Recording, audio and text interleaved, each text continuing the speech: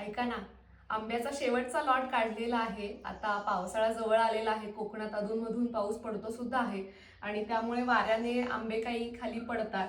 तर बऱ्यापैकी सगळे आंबे काढलेले आहेत, पण काही झाडावरती शिल्लक ठेवलेले आहेत पक्ष्यांसाठी वगैरे.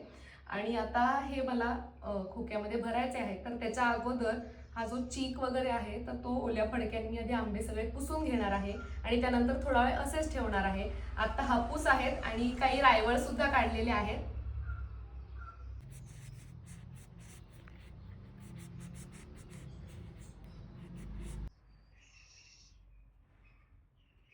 आंबा झाडावरून उतरवल्यानंतर लगेच गवतामध्ये घालायचा नाही, कारण झाडावरती जेव्हा आंबा काढतो तेव्हा आंबा आतून गरम असतो आणि गवतामध्ये घातल्यानंतर गवत आंब्याला बाहेरून गरम करतं, ज्यामुळे आंबा पटकन काळा पडू शकतो. आता मध्यम आकाराचे आणि मोठ्या आकाराचे वेगवेगळे करून पेटीमध्ये भरणार.